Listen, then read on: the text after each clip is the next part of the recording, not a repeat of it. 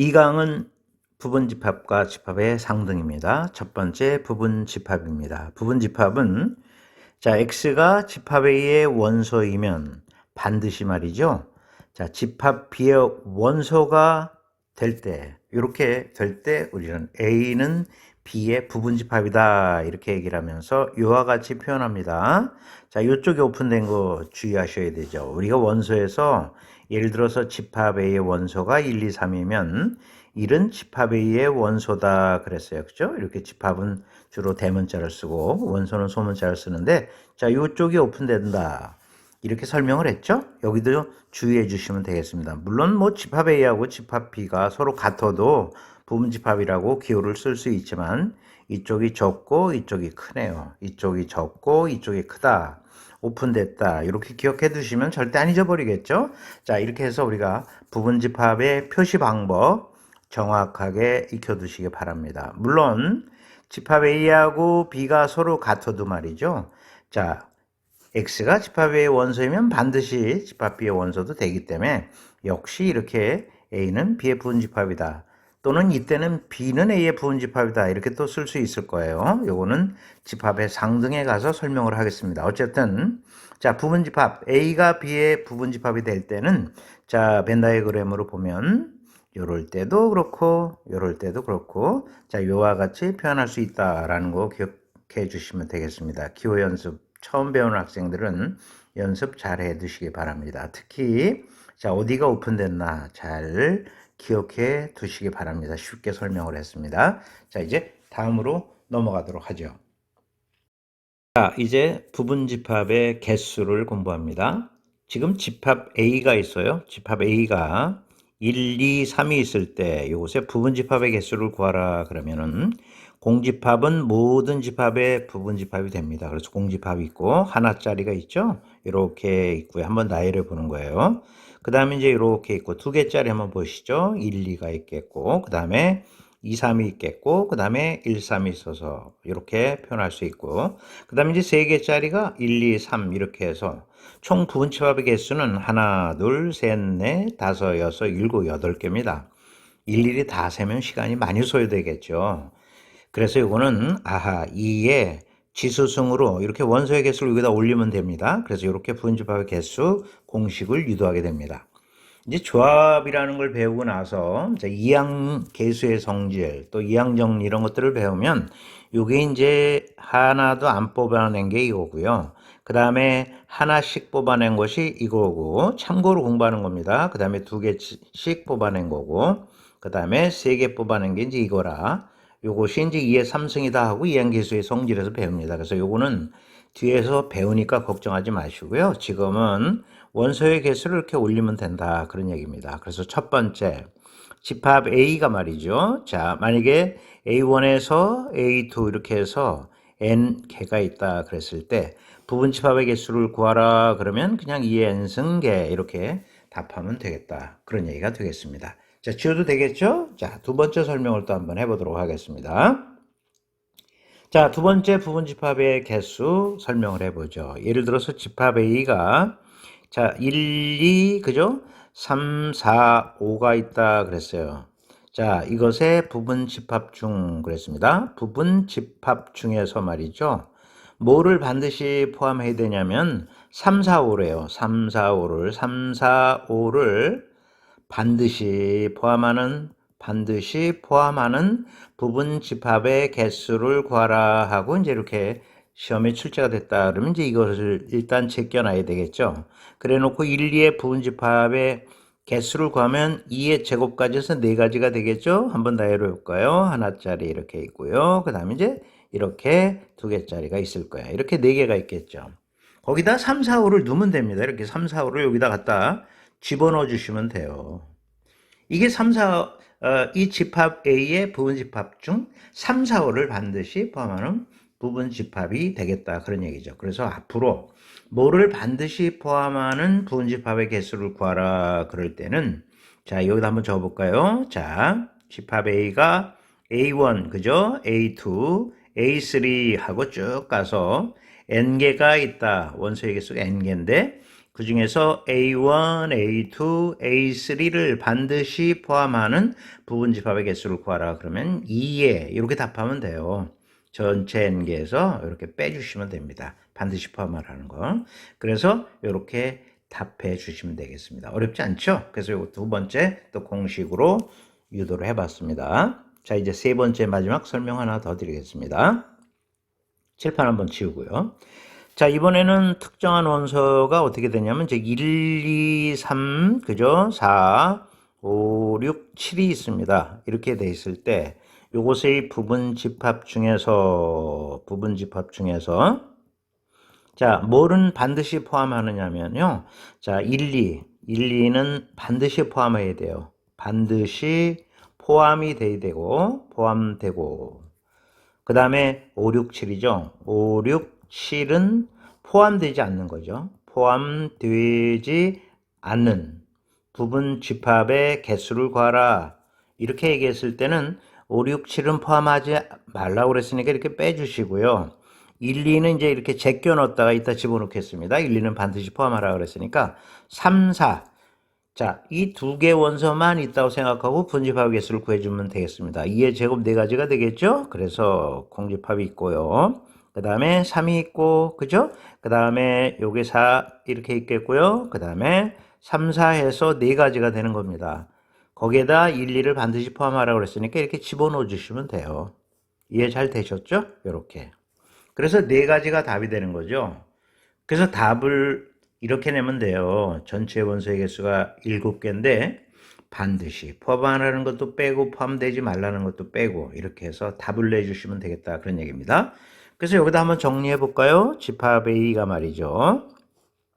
원소가 A1, 그죠? A2, A3 이렇게 계속 돼가지고 N개가 있다 그랬을 때는 자, 특정한 원소 A1, A2, A3 요것은 포함되고 자, 특정한 원소 A4, A5 요것은 포함되지 않는 부분집합의 개수를 구하라 그랬을 때는 2에 자, N에서 포함되려는 거. 그 다음에 포함되지 말라는 거 이렇게 빼주시면 되겠습니다. 쉽죠? 이렇게 해서 부분집합의 개수를 유도해 주시면 되겠습니다. 그리고 지금 조금 미흡했던 것을 이항 개수의 성질에 가서 또 확실하게 또 공부를 하게 되죠. 자, 이렇게 해서 부분집합의 개수를 마칩니다. 자, 첫 번째 문제를 만납니다. 집합 S 원소의 개수가 5개인데 이 부분집합 중에서 적어도 한 개의 홀수를 원소로 가지는 것의 개수를 구하라 그랬습니다. 적어도 한 개의 홀수를 원소로 가지는 부분집합을 구해봐라 그런 얘기인데 이 사건을 A로 둔다면 이 사건이 복잡합니다. 홀수가 지금 1, 3, 5 이렇게 3개가 있거든요. 그래서 얘를 빼가지고 자 2, 4만을 가지고 있는 부분집합의 개수에다가 자 1만 들어간 거, 2, 3만 들어간 거, 5만 들어간 거, 또 1, 3, 3, 5, 1, 5 이렇게 들어간 거, 그 다음에 1, 3, 5 들어간 거 이런 거를 다 따져야 되니까 사건이 조금 복잡합니다. 이렇게 사건이 복잡할 때는요. 얼기설기 복잡하면 여사건을 생각하는 게 좋습니다. 여사건은 남을 여자를 쓰거든요. 한자로. 이 바깥 사건을 생각하면 된다. 그런 얘기예요. 자, 요거 여사건은 아주 쉽죠. 짝수만을 자 원소로 하는 부분집합의 개수 구해주시면 돼요. 2사. 짝수는 2사뿐이거든요. 그렇죠? 자, 요거에 공집합이 있고, 그죠? 2가 있고, 4가지가 있어요. 아주 쉽습니다. 이렇게. 그러니까 전체 부분집합의 개수에서 말이에요.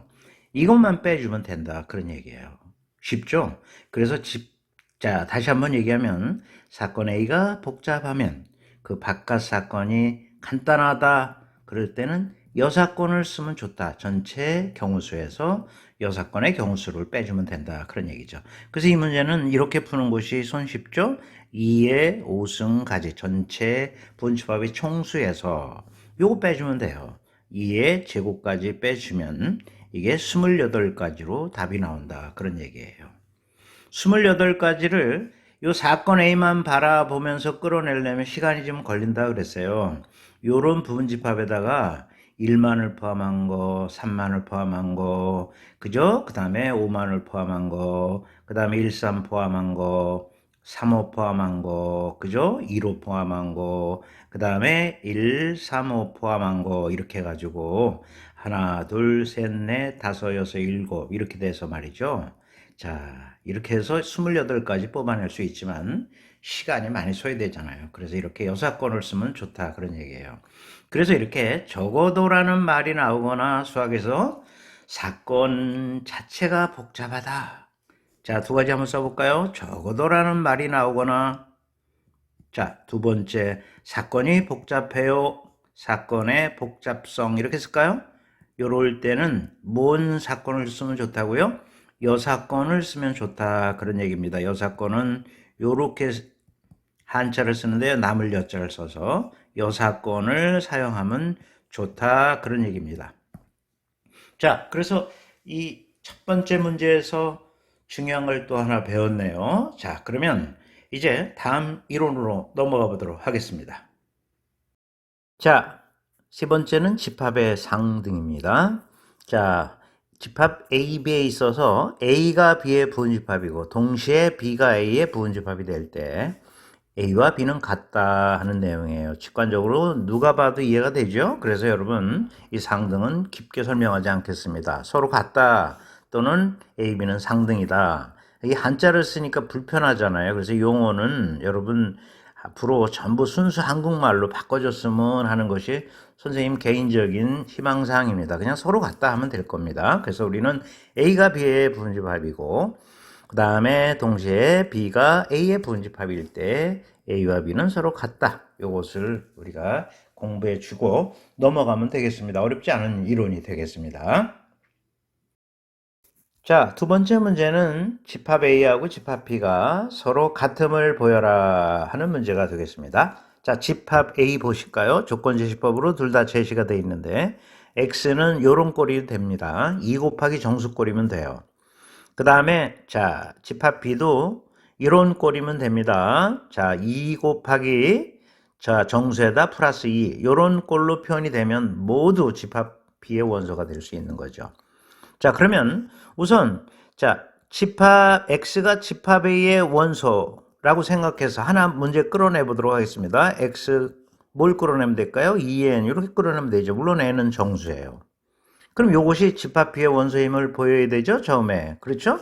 A가 B의 부분집합임을 보이고 또 B가 A의 부분집합임을 보여서 AB가 상등임을 자, 완성해 주시면 되는 거거든요. 그러면 자, X equal 2n이라는 집합 A의 임의 원소를 하나 꺼낸 거예요.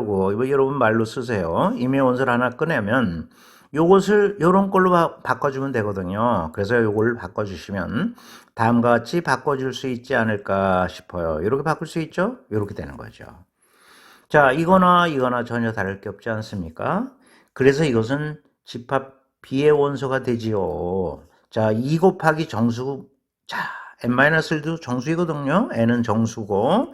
자, 그러면 이런 꼴이 되니까 이거 집합 B의 원소가 되잖아요. 그러니까 A는 B의 부분집합이다 하고 여러분이 말로 써주시면 되겠고요. 그 다음에 이번에는 집합 B의 원소, 임의의 원소로 하나 꺼내 보겠습니다. 이렇게 하나 꺼내 보면 자, 요 X를 자, 하나 꺼냈어요. 2n 플러스 2를 꺼낸 겁니다. 지금 임의의 원소 하나 꺼냈습니다. 자, 그러면 이것이 어디 집합의 원소인 걸 보이면 됩니까? 집합 A의 원소임을 보이면 돼요. 그러면 이거는 2배의 n 플러스 1로 바꿔 쓸 수 있죠? 아하, 2 곱하기 정수꼴로 됐네요. n은 정수니까 n 플러스 1도 정수란 말이에요. 이거 정수란 말이에요. 그러니까 2 곱하기 정수꼴이니까 이런 집합 A의 원소 되지 않습니까? 이렇게. 이해 잘 되셨죠? 그러니까 B는 A의 부분집합이 되는 거잖아요. 임의 원소 어느 거나 꺼내도 그것은 집합의 원소가 된다. 그런 뜻 아니겠습니까? 그래서 이렇게 우리가 집합에 서로 같다. 자, 한자로 서로 상등하다. 이런 형태의 문제를 우리가 한번 풀어봤습니다. 자, 그러면 이제 마지막 이론으로 넘어가도록 하죠. 자, 이 강의 마지막 이론이죠. 진부분집합입니다. 여기 참진자를 쓰는 거예요. 진정한 부분집합이다. A는 B의 부분집합이고 그죠? 동시에 A하고 B는 같지 않다는 얘기죠. 그러니까 요렇게만 된다는 얘기예요. 무슨 말 잘 이해되셨죠? 이것만 되고요. 이건 안 된다는 거죠. A하고 B는 서로 같지 않다 그 말이에요. 절대 같지 않다는 얘기죠. 요 두 개가 충족이 될 때 A를 B의 진정한 부분집합이다. 그래서 진부분집합이다. 이렇게 얘기를 합니다. 그래서 진부분집합은 용어 정리만 하고 여러분 넘어가 주시면 되겠다. 이렇게 얘기할 수 있겠습니다.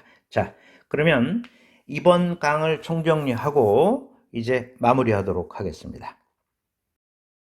자, 이번 강 또 역시 평이한 부분을 배웠죠? 처음 뭐 배웠을까요? 부분 집합에 대해서 배웠습니다. 기호 잘 공부해 두시고요. 그 다음에 두 번째 부분 집합의 개수에 대해서 살펴봤는데 특히 여기서 여사건이라는 거 문제를 풀면서 이 여사건이라는 것을 뒤에 가서 이제 계속 설명할 텐데 여사건을 강조해서 설명했는데 자, 중요한 부분이니까 꼭 정리해 두시고요. 그 다음에 이제 세 번째 뭘 배웠죠? 집합이 서로 같다, 상등하다, 요거 배웠고요. 자, 그 다음에 네 번째로 뭘 배웠죠? 진정한 부분집합, 진부분집합에 대해서 살펴봤다. 그런 얘기입니다. 자, 어렵지 않은 내용인데 특히 이번 강에서 강조드리고 싶은 것은 자, 부분집합의 개수, 특히 여사건을 이용하는 거, 요걸 좀 여러분이 신경을 써야 된다. 이렇게 이야기할 수 있겠습니다. 자, 역시 배웠던 부분을 다시 한번 이렇게 점검해 주시고 그 다음에 다양한 문제를 활용하면서 이 이론을 아주 굳건하게 머릿속에 담기 바랍니다. 자, 좋아요, 구독 버튼, 알림 설정 부탁하면서 선생님은 3강에 가입했습니다. 여러분 수고하셨습니다.